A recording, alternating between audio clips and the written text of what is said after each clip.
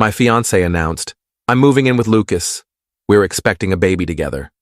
I replied, "Congrats," then canceled her engagement ring, returned her car, and reset every password.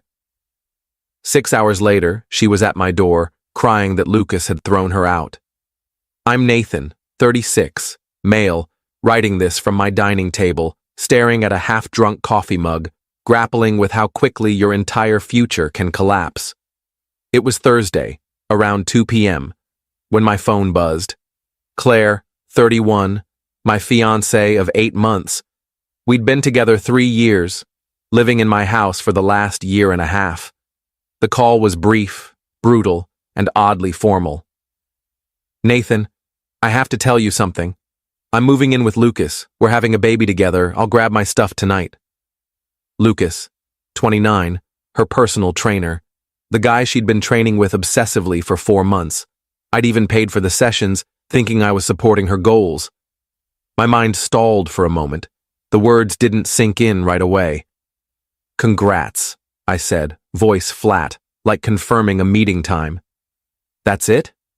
That's all you've got? What else is there? You've made your choice. I thought you'd at least try to fight for me." "You're pregnant with another man's child and moving in with him, Claire. There's nothing left to fight for." I hung up. Strangely, I felt calm, almost detached, like I was observing someone else's life unravel. But beneath that calm, my brain was already in motion. First, the engagement ring. I called the jeweler where I'd bought it 6 weeks earlier, explained the situation. The manager was understanding, citing a 60-day return policy for such cases, minus a restocking fee. I drove there immediately, returned the ring, and got back $11,000 of the $12,000 I'd spent. Next, the car. Claire drove a leased Audi I'd co-signed for 10 months ago. The payments auto-deducted from my account. I logged into the leasing company's site, removed my payment method, called them, and said I was withdrawing as guarantor, effective immediately. They informed me she'd need to qualify on her own income or return the car by month's end. Her yoga instructor salary wouldn't cut it. Back home, I secured everything. Wi-Fi password, reset, Netflix, Hulu, all streaming services, logged out all devices, passwords changed, home alarm system, code updated. Her fitness membership I'd funded, canceled. Credit card where she was an authorized user, called and removed her instantly. It took about 3 hours, precise, efficient. By 5 p.m., I was in my living room, everything locked down, waiting to see what came next. At 6:30 p.m., the doorbell rang. I checked the security camera. Claire stood there sobbing, mascara streaking, clutching 2 suitcases. I opened the door, keeping the chain on. "Nathan, please, we need to talk. Lucas, he kicked me out." Why would Lucas kick out his pregnant girlfriend? "It's complicated. He said he's not ready for me to move in yet. He needs time to think." The entitlement was staggering. She'd demolished our life expecting Lucas to seamlessly take over. And when that failed, she was back at my door. That's a Lucas problem, not a Nathan problem. "You can't just cut me off like this. I can't access any accounts.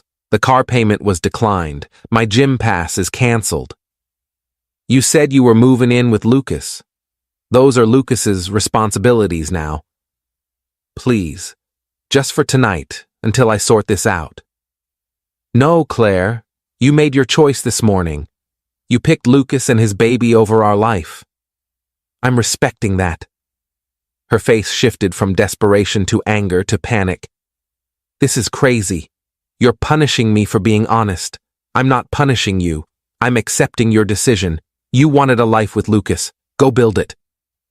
"But I have nowhere to go." "You have Lucas. You have family. You have friends.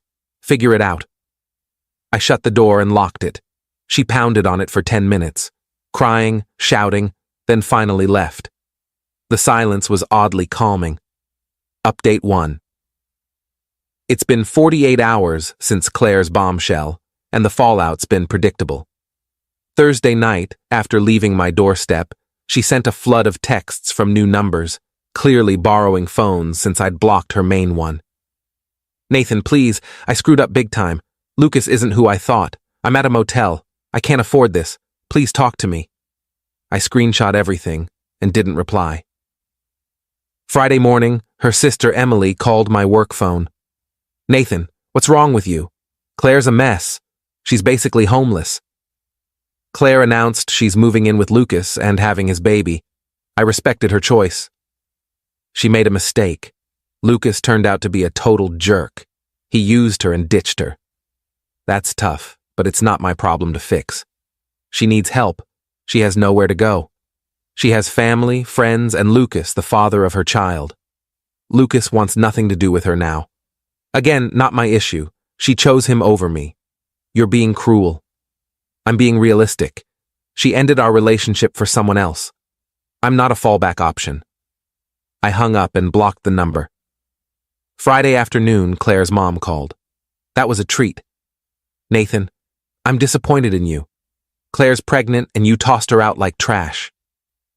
Linda, Claire announced she was leaving me for another man and having his baby. I didn't toss her out. She left. But she changed her mind. She realized her mistake. She realized Lucas won't support her like I did. That's not changing her mind. That's facing consequences. She needs stability right now.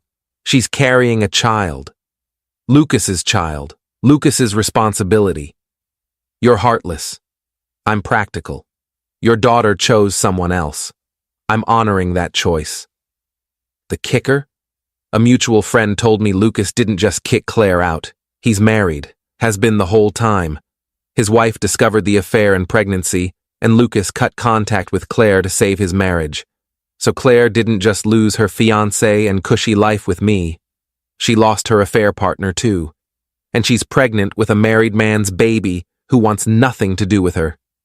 The hits kept coming. The Audi dealership called today. Claire tried explaining her situation, hoping they'd work with her. They told her what I already knew. Without a co-signer with strong credit, she doesn't qualify for the lease. She has until month's end to return the car or face repossession. She's been posting vague things online about seeing people's true colors and fake love. A few mutual friends asked what happened. I tell them the plain truth. She left me for someone else.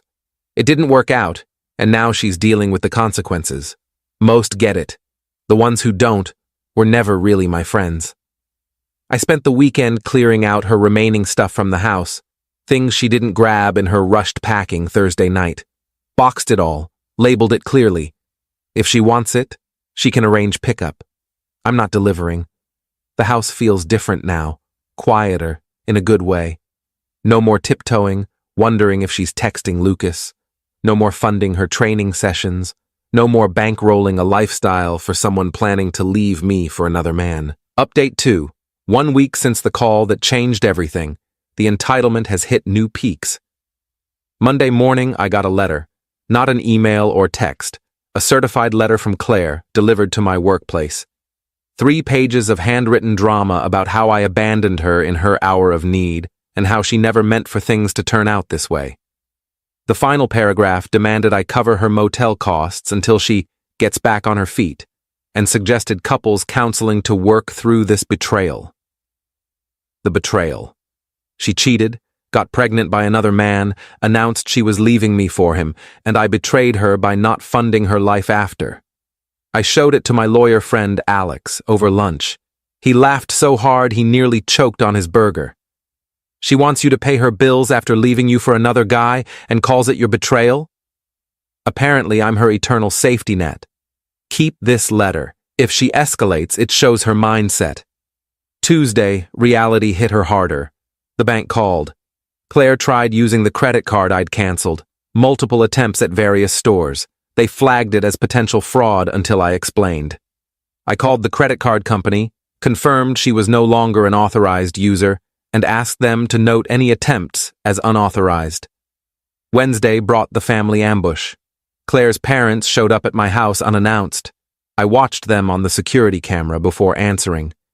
Nathan, we need to talk, Linda said. Claire's dad, Mike, looked uneasy but resolute. Son, Claire messed up, but you can't cut her off completely. Mike, she didn't mess up. She made a deliberate choice to leave me for another man. That it didn't work out isn't my responsibility. She's pregnant. She needs support.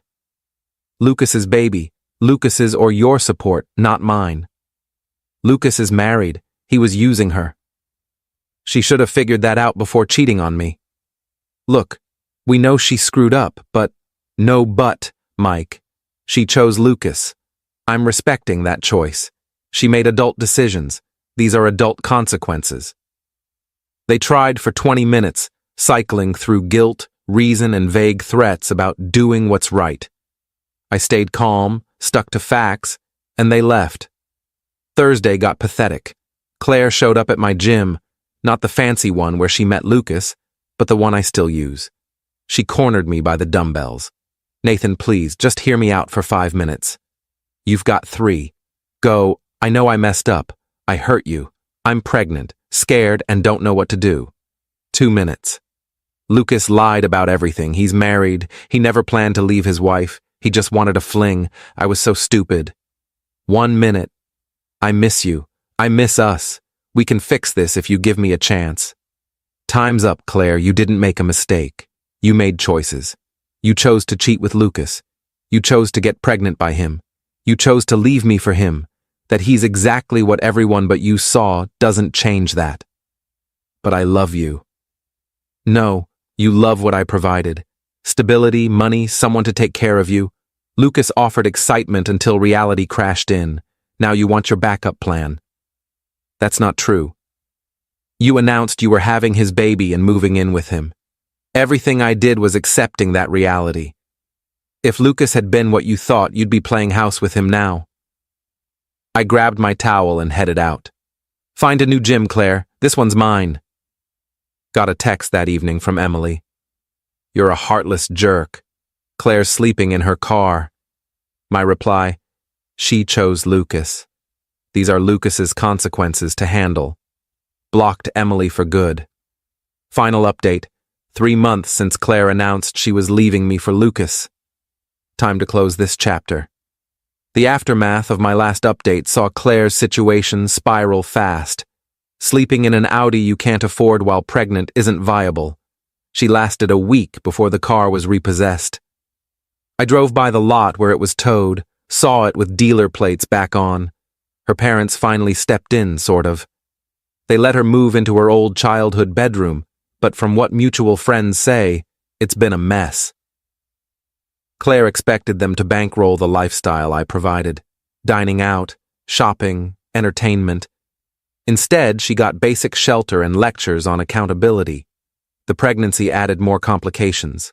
Lucas, desperate to save his marriage, claimed Claire lied about the paternity.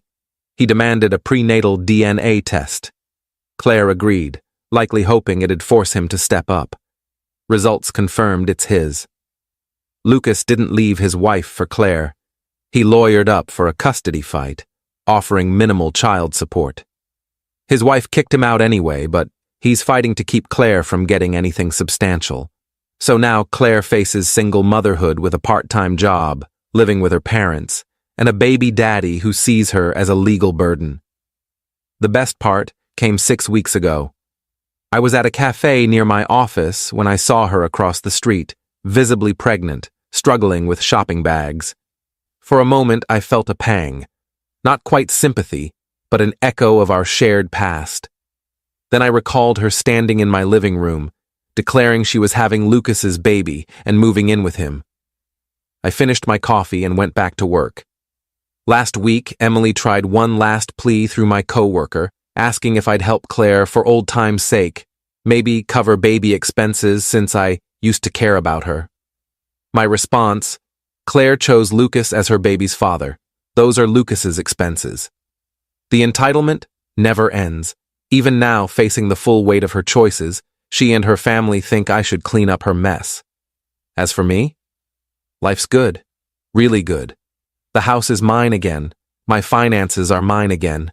No more wondering who my partner's texting or funding her affair. I started dating someone new last month. Rachel, a 33-year-old engineer I met through friends. She's sharp, self-sufficient, pays her own way, and has no interest in personal trainers. It's refreshing to be with someone who doesn't see me as a bank account. The revenge wasn't flashy or dramatic. It was letting Claire face the natural fallout of her choices. She wanted Lucas and his baby. She got Lucas and his baby, and everything that came with it. A married man who used her, a custody battle, single motherhood, and the loss of the comfortable life she threw away. She bet our relationship on Lucas being her upgrade. She lost, and the house always wins.